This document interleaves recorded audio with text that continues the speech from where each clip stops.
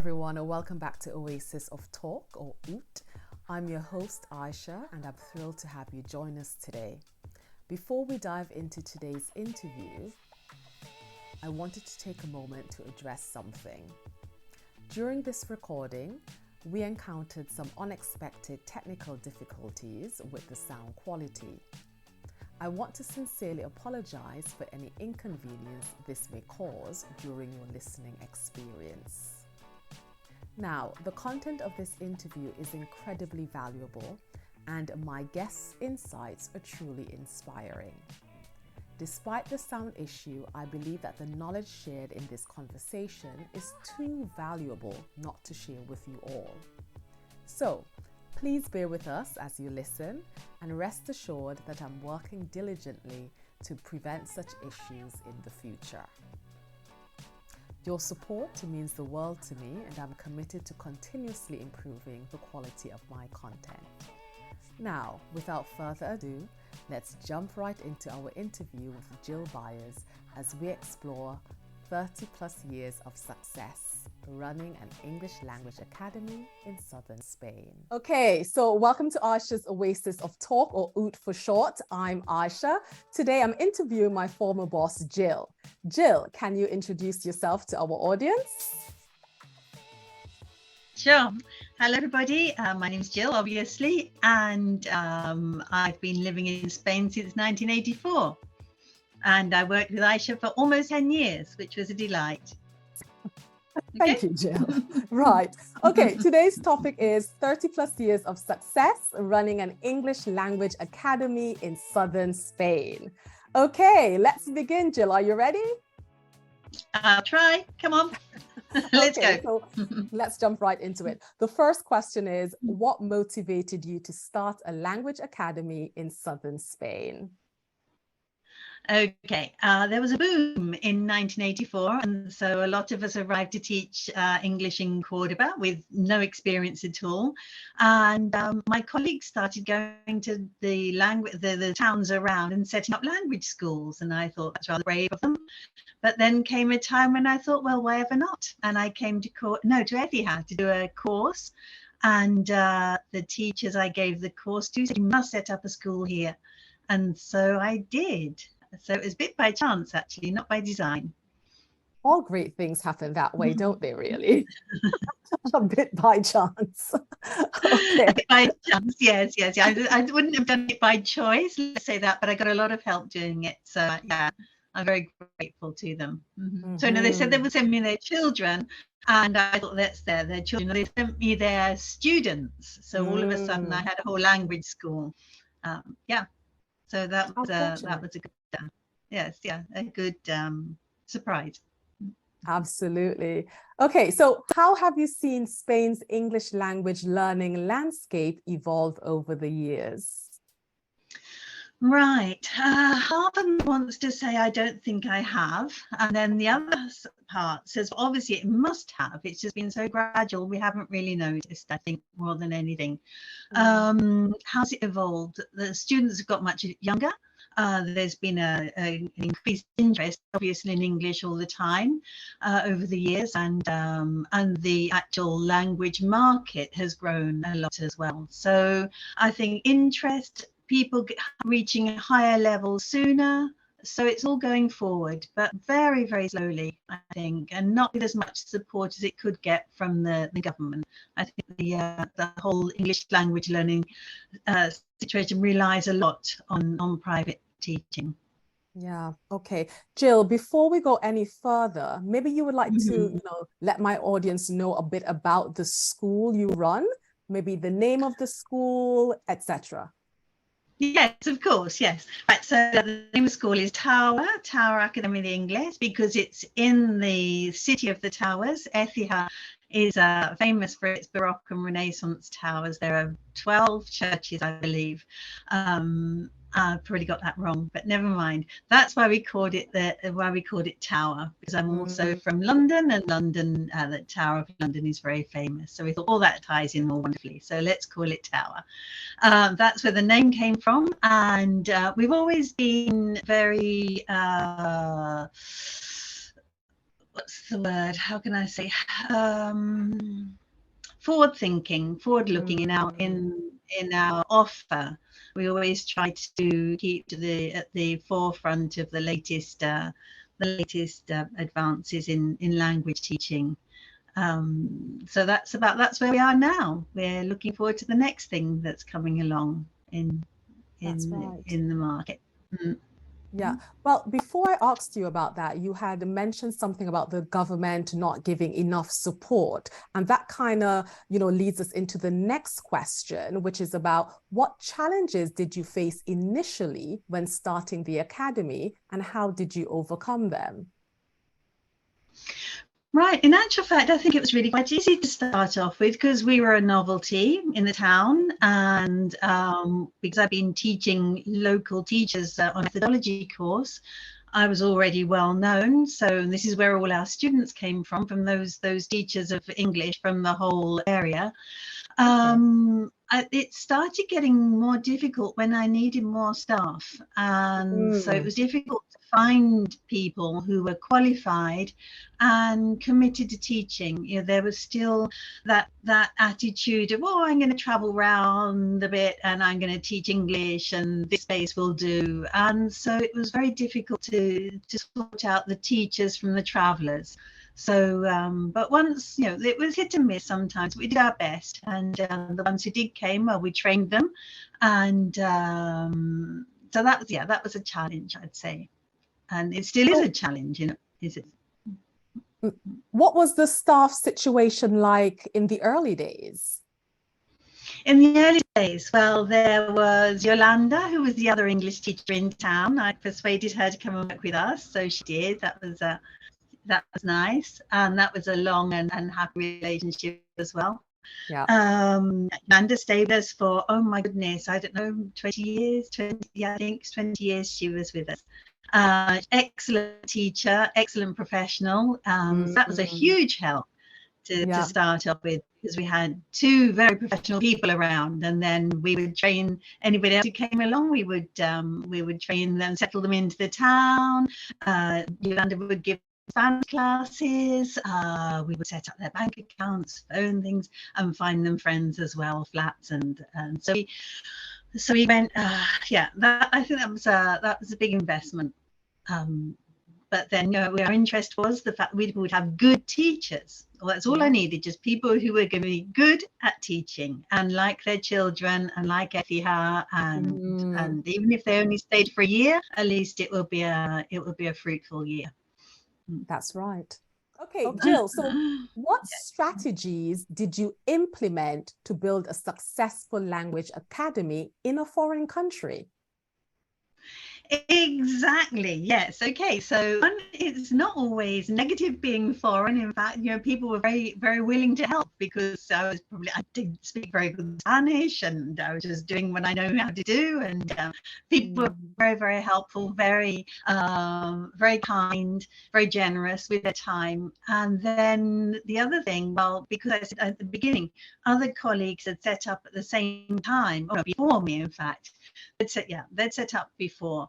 So they already had some experience. And because we were a small school in a small town, well, I got in touch with the other schools in the other small schools in other small towns around. And I said, hey, why don't we get a little gang together and share our experiences? Because we are not competing against each other, and we all have the same problems and the same challenges and the same good answers in a way. So let's throw everything in together. And that was wonderful. And we even ended up actually advertising together, and we definitely learnt a lot from each other. And we also supported each other a lot, as we still do, in fact. Through the COVID years, we would call up and say, okay, well, how's it going? And it was really nice to have somebody in the same situation as you to speak to as well. So that's a good support groups. That's been one of my best strategies. Call on people. The other one is network like mad. Go join everything. Go to everything. Meet lots of people. Get yourself known and get to know people. And it does become a bit of a bubble. I will admit that as well. That the English teaching bubble in Spain, in Andalusia. but once again, what a great support network. And so we're a member of a bigger association as well, of Ayesha, which is the Andalusian organization of language schools, which, as you know as well, Ayesha, put on some great training events and is good for networking again and keeping right up to date with the latest advances and the latest novelties, innovations. So that's what was the question. My strategy is get out there and speak to people. Don't do it on your own. Don't bash along on your own. Just find other people like crazy.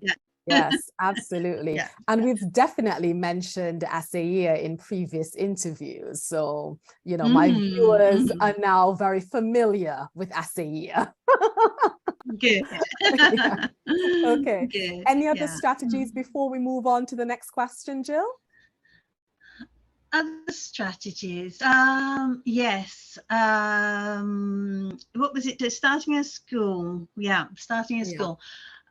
Get informed, read a lot. I think my dad gave me a book. It's like Setting Up a Business in Spain or something like that, which had a section on being a woman setting up a business in Spain. And when I remember it, it says you must be prepared to know something about football. And I thought, what? I don't think I'm going to know anything about football. But anyway. It was very nice. There was one section dedicated to being a woman setting up a business in Spain.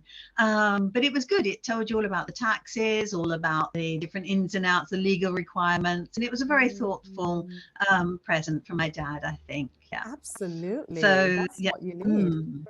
Knowledge is power. The more you know, the better. Yes. And whatever, there wasn't internet then either. So I was an avid reader of all the professional magazines. Okay, a subscription here, a subscription there. And that helped a lot as well. There are also the special interest groups, the IATEFL, the International Association of Language Teachers, English Language Teachers. They have special interest groups. So I joined those as well. There was teacher management, school management, pronunciation, everything I was interested in. So that's a big support. And also it does help to be a bit of a geek about what you like about teaching. That definitely helped, because I think be passionate, Jill. Be passionate. Yes, passionate. I don't know. I just find it fascinating, absolutely fascinating. So I really didn't mind spending all those hours. Well, it just happened anyway. Okay, I need to know this. Where can I find it out? So let's go here, go there. And so anything I needed to know, I made sure I found it out. And if I didn't know, I went around asking. So that's my strategy more than anything. Find out. Do your boundless research. Curiosity, isn't it really? Or how to make your life a little bit easier as well, because it's quite frightening in a way if you can't solve something. So just find out how to solve it. Absolutely. Okay then, Jill, I think we might have exhausted this question, so let's move on to the next one. How did you adapt your teaching methods to cater to Spanish learners' specific needs and cultural backgrounds? This is an interesting one. Everybody said, because at the beginning I used to teach adults and they'd say, oh no, I have so much shame. They say I couldn't possibly speak English. And then I thought, well, yes, okay, it's a little bit difficult teaching Spanish adults, but nothing like teaching other nationalities. The Spaniards, I remember when I was teaching multilingual classes, the Spanish people are always up, yes, let's go, let's do this. So they were a delight. But then I thought, well, actual fact, let's just teach children, because this is going to be so much easier, because the kids aren't embarrassed at all and they just want to play, they want to talk, they want to communicate. So let's do that. So it's more than adapting my teaching methods, it was adapting my teaching target more than anything. Jill, I didn't know that. I didn't know that initially Tower was just for kids. Yes. Interesting. Okay. We take adults if we happen to have interest, but everybody thinks we teach children, so they don't come along anyway. But then if we do manage to get a group together and we have an hour in the timetable, or a space in the timetable and a teacher available, well then yes, we do teach them, but we are specifically for children. Because children come Children Yeah, that's come right. and you can see Okay. them advance. You can see them advance. I mean, And because they are by the very, very time, gratifying to teach. yeah, I mean, by the time I had started Tower, we had teenagers and adults like well in place, you know. So I just saw us Mhm. as a school that kind of teaches everybody. I didn't realize that in the beginning, you guys only catered to kids. Yes, yes. And we were pioneers in the fact that most people did 8-year-olds up. You know, the youngest they would go was 8-year-olds. So I I still think see. we can come down to 7. Yeah. I think we could come down to Okay. 6. And so each year we came down, we came down, we came down until we taught 3-year-olds. And then recently, of course, we've done babies. So I think I said that rather than adapting our techniques to the learners, well, I suppose we did, yes, because we adapted what we wanted to do. What I saw was what I wanted to do. Basically, what I enjoyed doing was teaching ever younger children because they are so satisfying to teach because they just learn so quickly. And you can also teach them how to behave in your classroom. And okay, so the level of English doesn't get very high, but you teach an awful lot, which is always very satisfying for a teacher, isn't it? To feel, to see progress, and be able to enjoy that progress. That's right. That's right. Okay, then. Okay, so it's time to move on to the next question. Can you share any success stories or notable achievements of your students who have studied at your academy? Right. Well, I don't know if it's much to do with us really, because they're excellent students and they were gonna be successful anyway. You know, but we have a whole. I was thinking about this. This is so exciting. We have an ex-student going to work at the Large Hadron Collider at CERN. At the CERN, yes, I know. How exciting is that? Oh, So impressive. his English is obviously very useful. We have doctors in America, we have architects in the UK. So I'm very proud of everybody. Oh, and we also, maybe what I'm more proud of, because they're going to be good anyway, whatever they did. Yeah. What I'm more proud of are those students who have gone on to be English language teachers in state Mm. schools, because what they were really good at, or what they could excel at, was teaching English and speaking English, and they had awesome accents. Now that makes me proud, because I know that all the time, all the hours they're spent here, they are now going on and using that with new generations. So that for me is more of a success story for them than the ones who are going to be brilliant anyway. It's been lovely to be able to teach all those brilliant students, and I wish them well. Absolutely. Well said, Jill. Well said. Future English language teachers. Yay. Yes, yes, Okay. yes. No, yeah, definitely. I mean, I hear from them, yeah, and I'm very hopeful the fact that they remember all those wonderful activities that we used to do, or even if they don't remember them, they're using them just because that's the Mm, way they learned. That's what I want to do. I want to break that barrier of we teach how we were taught. So if you were taught English in a communicative manner, hopefully, and you go on to be a language teacher, you will also teach mm. in a communicative manner. So let's cross fingers. Yes. Fingers crossed. Okay, right. So can you well, actually, we talked about the success stories. So what role does cultural immersion play in language learning? And how do you incorporate it into your curriculum? Right. Well, it's very, very important, because like, why are we speaking in English? Why are we here? Why have we got this wonderful level of English if we're not going to use it and we're not going to expose our students to it? So let's do it all in English, and give them the opportunity to hear and speak as much as possible. How do we do it? Lots of modeling, lots of role play, lots of creating situations where they can use their English meaningfully, and motivating those students to say, okay, this is why it goes in through your ears, it comes in through your eyes, look at my mouth, what kind of shape is it making? You push it all down your body, round and about, round your head, and out it comes from your mouth again. Isn't that wonderful? And so just getting them get on board I think getting them on board to this is fun. It's not a chore. We can be silly with it, but we can enjoy it. We have a very safe space here in our classrooms. It doesn't go outside, and we have our safe space with our classmates, and we can really express ourselves in different language, a different culture, and it's all fine. It's all fine. I think that's why it's so important to create a culture, a class culture. It might not be 100% real.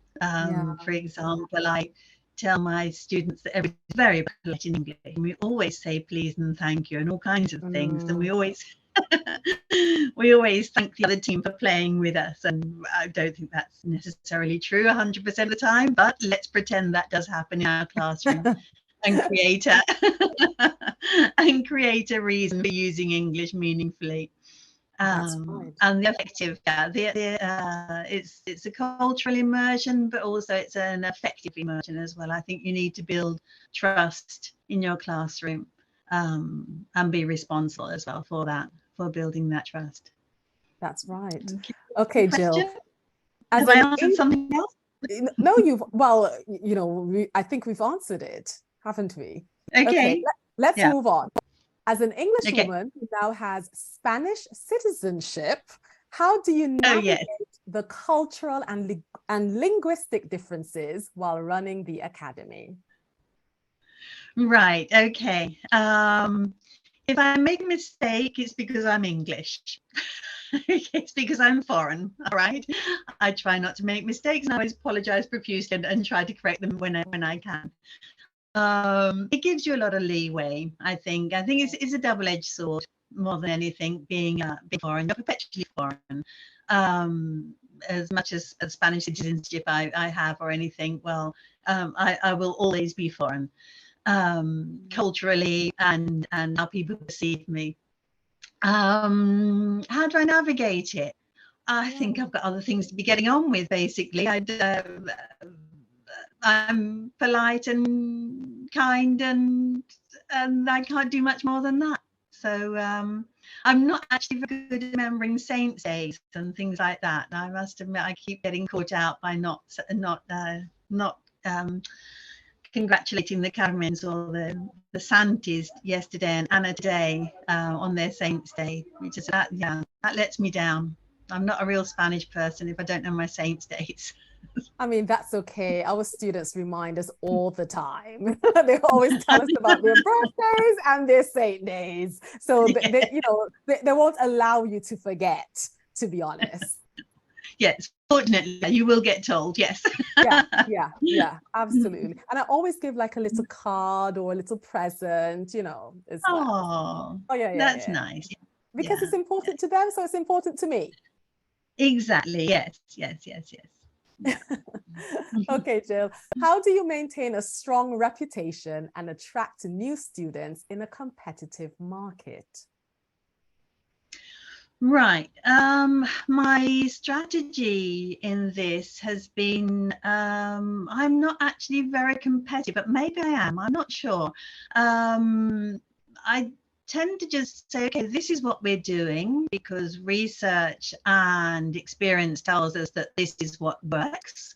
So that gives you confidence, which then you can, anybody who comes who doesn't really necessarily want what you offer, you can say, well, I'm afraid this is what we offer, and be very, very confident in the fact of why you're offering that. If they don't want that, that's fine. That's absolutely fine. They should go and find what they do want. So I think the reputation, it's been transparency and integrity. Just kind of do what you say you're going to do. And if you can't do it, well, let's not pretend that we can. Let's be honest and say, well, I think what you're looking for is something that we can't offer. And the same the other way around as well. If whatever we're doing isn't working, I think it's our duty to say, I think you need to spend your money on something else because what you're spending it on at the moment isn't working for your child. As much as we're trying, as professional as we can be, and this is what I mean by integrity and honesty. Let's not take anybody's money for not doing what they expect us to do. That probably hasn't made us any more profitable, but it's definitely made us, what's the word? We've been here for a long time. We're very stable. We're very stable, and our reputation is that yes, it might cost a bit more, but your child will learn and you'll get treated with respect. I'm sure they do all this in other academias as well, in other schools. I'm sure that's their philosophy as well. But you asked about ours, and so that's more or less what I've learned along the way, or the way I've wanted to run the school. And then there are always detractors, and you have to learn to think, okay, that person who's being quite negative about us, do they have a point? They might have a point. Okay, well, we can do something about that. Are they just being negative? Are they just throwing mud around, slinging mud around? Well, all we can do is just kind of carry on, basically, and not really let it bother us. But once again, if they have a point, okay, yes, let's do something about it. Thank you very much for feedback. All feedback is useful. That's been my strategy for keeping things on the straight and narrow. Yeah. Yeah. Well, those are some really good gems that you've just dropped, Jill. Hopefully, people who are out there thinking of running an academy are going to pick up said gems because, what you've said, works across a number of businesses as well, right? Yeah. And all these different kind of management things come and go, and this is in fashion and that's in fashion. I think just choose the one that works for you. Be open to others, but also analyze them. Do you really believe that, or is it a fad? Or we've tried that, or because there's been bottom-up management, top-down management, monkey management, all these 1,000 different kinds of management, but it's like language teaching away. Things come round in circles, and you find, oh, that's the same thing, it's just a different name this time. So yeah, it comes down again to knowing your business and learning and researching. Right. Okay, so that's I do have something else. And then ask for advice, listen to advice, and then do what convinces you, basically. If people have given you advice but you're not convinced, well, you don't have to take it. You can say, thank you very much, I heard you, but I think I'll do it this way. And if you trip up, well, you just pick up and carry on, and that's it, and try to make it better. Okay, so how do you ensure the quality of education and keep up with the latest teaching methodologies in English language teaching? Right, okay, I'm going to do first, let's go for quality of education. In the school, we do a lot of training, and encourage teachers as well to be aware of the effect of their teaching and how they can improve, try different things. Very much motivating the teachers to constantly progress in their profession and measure the quality of their teaching. Okay, that's how we do that. And then in the how do you keep up with the latest advances, the latest teaching methodologies? Teaching methodologies, yes. We once again, let's go back to Ayesha. Let's go back to all the different things that are available online. We are constantly bombarded by a webinar here, a new technique here. So this is a way. How do I ensure it? Well, I need to encourage those teachers to actually go on to these things, and they might learn a lot, they might learn a little bit. This is what I was saying before.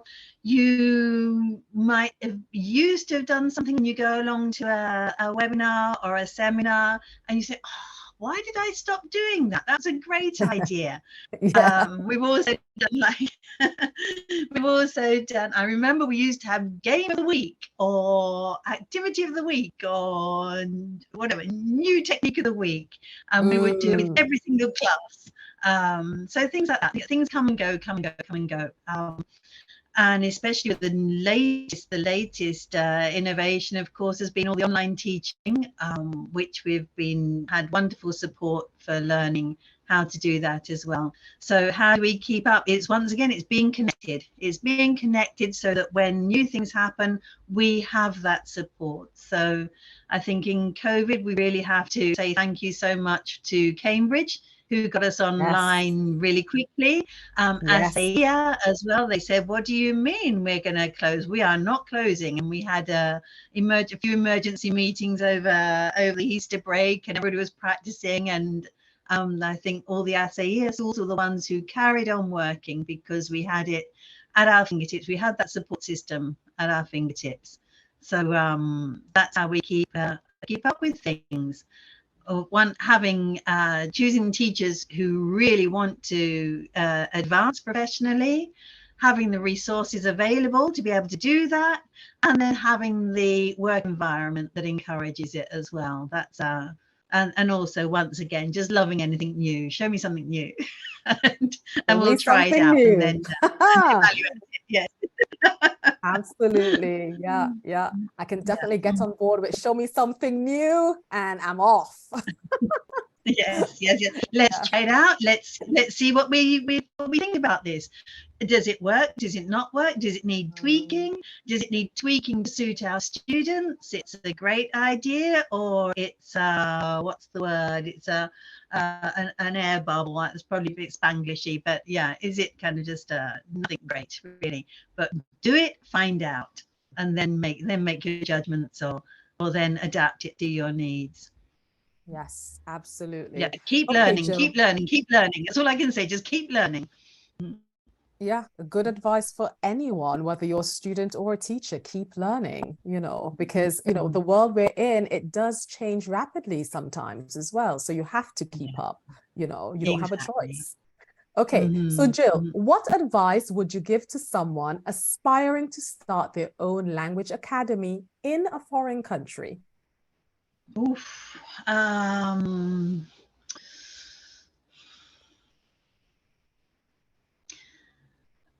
Do your research. This seems to be my word of the day. Research. Do your research and gather as much information as you can, gather as much support as you can, but then be brave. Step off the edge of the cliff. I think we've had a conversation stepping off the edge of cliffs quite often, Ayesha, you and I don't know why. We're in situations now. Fortunately, I've forgotten them already. Yeah, I think we were also talking.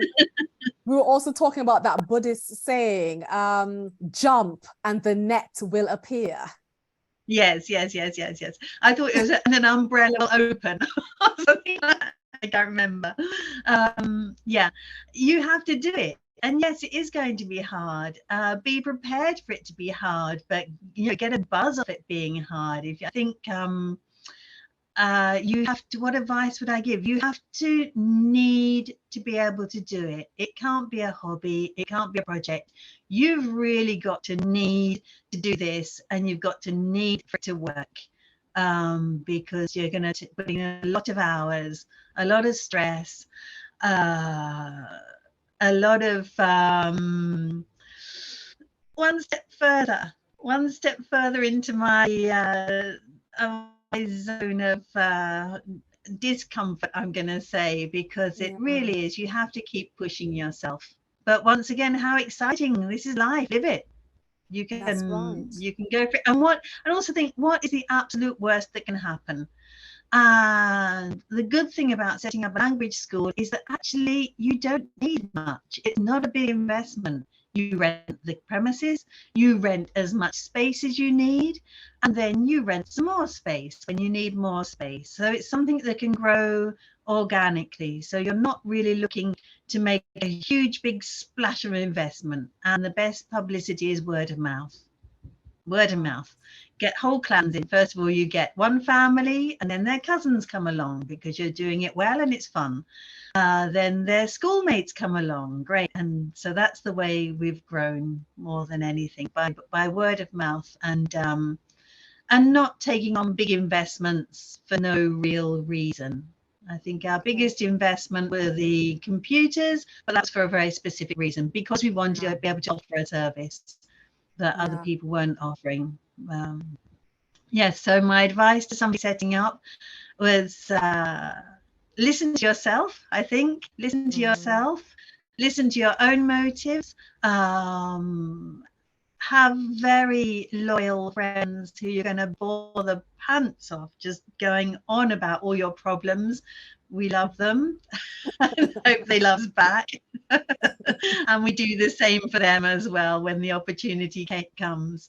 Right. It's a roller coaster. It's a roller coaster, but it's once again, it's a choice. It's a Yeah. choice.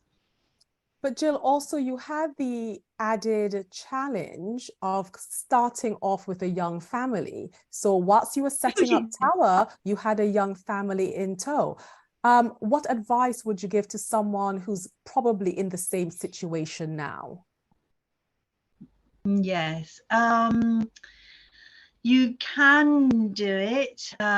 Your children basically live in the school with you, but then they meet lots of other people and they become very sociable, bilingual children as well.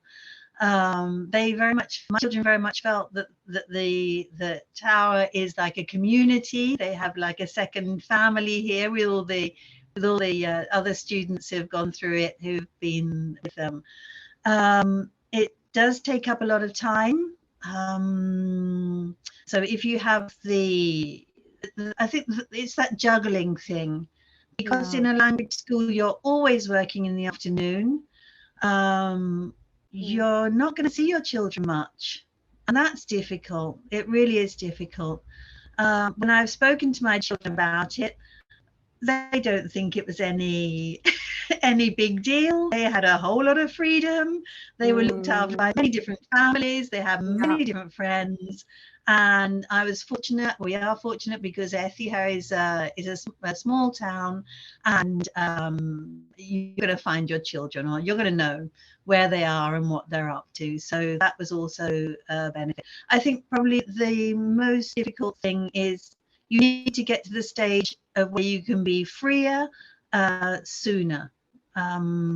So the idea is to grow quickly, to be able to get teachers in to then free you up from your teaching, so then you can dedicate time to your family in the afternoons. You don't have to be with them the whole time, but it is nice that you take them to their afternoon activities and you pick them up as well. Yeah. You don't have to be with them all the time, but Okay. it's a difficult one. Yeah. But Yeah. anyway, my children are grown up and happy, and they don't feel as though they were disadvantaged in any way. So the guilt is all mine. And I was thinking about this morning, actually. The guilt is all mine. The guilt is society, who expects us mums to be everywhere and Yeah. everything. Yeah. Yeah. Um, Yeah. Yeah. yeah. Oh, well. Okay. This question kind of leads us nicely into the next one because you mentioned having a sense of community. So the question is, Mhm. how do you stay connected with the English-speaking community in Spain and foster a sense of community within your academy? Right. Okay. I have to say the community within Spain of the English teachers, English language teachers. Mainly, we just meet up at the different events. I think. Yeah. Yeah. Be it online, be it face to face. There are so many events that you can go to. Well, that's the way we keep in touch and keep the network going. And then within Tower, a community within Tower. I just think we're a nice place to be. I don't know. People like people like being a part of Tower. Oh, I remember when we had our little bags printed, and we set up a whole fashion of having little bags. I really wanted a pink bag. Um, so that was more publicity. They called it community. I think I was more publicity for us, but it did create a real buzz. Well, I want a bag and I want a Tower notebook as well. Apart from that, continuity. The students who come, they start when they're 3 and they leave when they're 18 or younger. Or I think Mhm. when they do leave, they say, "Oh, I'm going to miss not going to my English classes. I'm going to miss not going to Tower." And then the fact that it does create community, the more I think about it, because when they go changing classes, because I've got football, I can't come back. I'm going to have to go to a different class. I'm going to meet another whole load of new friends. And then my children used to say, well, no, I have my tower friends outside school as well, outside town. So when they're out and about, they're wandering around town, well, they'll meet up with their classmates. And so it extends beyond the classroom when they're changing groups. Well, in the end, if you start when you're 6, by the time you're 15, an awful lot of people who aren't your state school friends, they're your tower friends. And so you've opened up another whole group. So that's kind of the tower community outside tower, and the community within school, continuity. Keep seeing the same people, the same atmosphere, the same fun, the same routine. Continuity. There you have it, folks. Okay, Jill, have you noticed any specific language learning trends or preferences among Spanish learners in recent years? I don't know how to answer that one, Ayesha, because I'm not at the forefront of the classroom anymore with the learners. I'm not particularly anything I've noticed that's changed that much. No, they love all their screens and everything, of course. So that is the biggest thing. That's the latest thing that's gone on. Compared to in the last 5 years, let's say that's been a huge change. Preferences, I think despite what the parents think, I think the students do like being online. I think they do like the novelty as well of not having to come to class all the time, that they can attend from home. I think they do like using their digital books and doing their homework like that, because when they pick up a pen, they don't even know how to write anymore. So, and when they get their activity book out, even I look at it and I say, "What's that?" Which is that's been the biggest change, going digital. But also, as you. Going digital, but also complementing that with the face-to-face classes, communicative, all those other things that go on as well. I wouldn't go all one way or all the other. I think it's a great balance. So the trend is that I think our mixed, which is hybrid, it is mixed. So they have their time face-to-face, and then they have their time learning all their digital skills as well. And also realizing that it's just participative, having your teacher online, giving an online class, communicative online class, as in the classroom. They just can't get distracted with the person next to them. That's the difference. That's the difference. That's the difference. Then, Jill, this is the penultimate question. How do you handle challenges such as staffing, curriculum development, and maintaining a motivated teaching team? Yes. How do we do it? I think it's being aware of the teaching pool. There have been a lot of changes, and actual finding teachers, the type of teachers we've had has changed over the years, definitely. Because there were, first of all, it's difficult to find the real teacher and the traveller. Then we got some more dedicated teachers, some people, when it became a real profession, everybody was saying, "Oh, you're teaching English and you're not a real teacher." Excuse me, I think I am, but never mind. So then we went through a phase of getting some good professionals. But then, of course, that started waning for different reasons. Legal reasons affect us a lot. When something happened, I can't remember exactly what it was now, but you used to get paid for coming abroad or something like that, or then they didn't get paid, something to do with some kind of pay, some student grants or something like that. I really can't put my finger on it right now. But something affected the fact that we didn't get as many teachers, or it wasn't as attractive being a teacher abroad. Maybe you can remember what that was about. I don't remember. But that also affected the availability of teachers. So this is even before Brexit. There weren't native teachers that everybody wanted. So then we had to pull on the European pool, which brought its challenges as well. So you asked me about challenges such as staffing. Now, then, staffing is such a huge challenge. I don't even know where to start, in fact. Our latest challenge is Brexit, of course, but that's fine because I think it's going to break another barrier straight down, that we're going to have to take on Spanish teachers with a good level, good pronunciation, which they now have, thanks to all the language schools that are available, and train them up in our communicative methodology. I think that's the way I'm tackling the latest challenge that Brexit has thrown in our way. I think it's great. I think it's a good time to give Spanish teachers the opportunity they absolutely deserve, and I'm very much looking forward to it. Okay, so that's my challenge with the staffing. Curriculum development.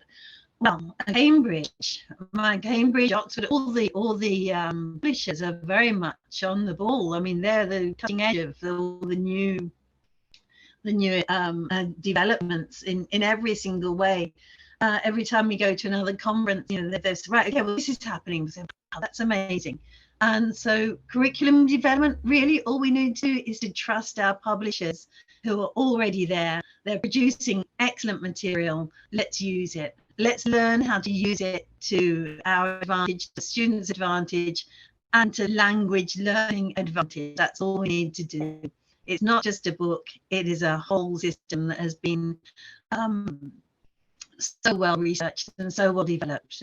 Take my hat off to them. Absolutely brilliant. Couldn't ask for more for curriculum development. Maintain a motivated team. Yeah. Chief cheerleader. I'm chief cheerleader. Let's go. This is good. This is an absolutely brilliant job. Let's keep learning. Let's keep laughing. Let's keep putting our foot in it and then laughing about it and apologizing and learning from it. This is a very dynamic, time-consuming job. I think you need to learn how to manage your time and manage your energy as well. But once again, that is the learning curve. And that is how we keep motivated, by letting people know that we're on your side. We absolutely want you to be successful, and let's do our best to make it successful, and which keeps us all happy, I think. Okay, Jill, that's my we're coming to the end of the interview. The final question. Right. What are your future plans for the Academy? Do you have any new initiatives or programs in mind to meet the evolving needs of English learners in Spain? Yes, is the answer to that. Yes. Ideas are the easy bit. Into practice needs a bit more planning and time investment. But yes, the idea is to train up, and we have to educate our parents, our clients, in that native doesn't mean good teacher. Native means native speaker of language. That's all, of the language. So my challenge is to produce teachers who are excellent in English and excellent teachers as well. And they are bilingual. And that is equally good as a native teacher. This is a challenge because there's that mindset, has to be native. Well, a Spanish person, you ask that person, okay, so could you explain the subjunctive to me, please, in Spanish, because I don't understand it. Okay, you're native, but you can't explain your grammar. So I don't want to go into details. You see where I'm coming this way. So that is the challenge, which is why I've taken on Spanish C2 level teachers, and we are going to build a program of teacher training for Spanish teachers of English. That's our next step. And hope that the parents, that our reputation, that the trust that the parents have in us will carry that let's say that will carry that risk, because it is a risk.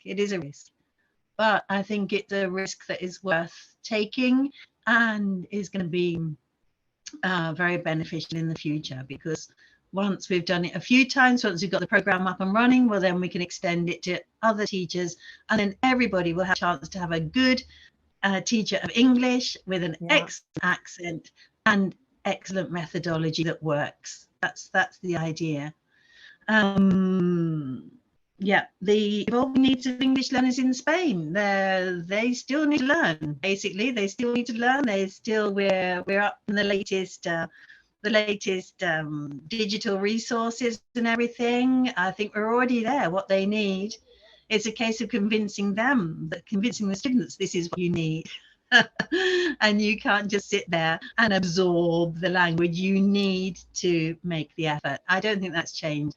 I don't think that's evolving. It's going to be the same. We just have to make it accessible and motivate those students as well. Well, we're now in the world of AI, Jill, artificial intelligence. Yes. How do you think that's going to affect Tower in the future? I'm interested to see. I don't think anyone knows really where that's going to come out. So I think we've commented before, it gives us some excellent models of some very good English and some very good styles, registers, everything you want. I think it's going to be a great library, excellent library. It's going to make our life a lot easier. And I think it's an opportunity to teach the students how to use it well as well. It's going to be like teaching phonetics. You learn it as you're teaching it. So it looks quite big and scary, or there's lots of hype about it being big and scary. But I think let's just get stuck in there and learn it at the same time as our students learn how to get the most benefit out of it. Absolutely. We should They're see. all tools, aren't they, really? They're just waiting to be wielded by us. Yes, safely. And I think we have the opportunity to explore that as well, and give the students practice in using them and feeling confident, and then using them to their advantage in their language learning. It's all good. Okay. Well, thank you, Jill. That's the end of our interview. Okay, everybody, that's it for OOT. Be sure to like, comment, share, and subscribe to Ayesha's English Oasis for more content like this. Also, don't forget to visit my channel's community tab. And finally, I'd like to thank my guest, Jill, for taking the time out today to do this interview. I really appreciate it. Until next time, bye.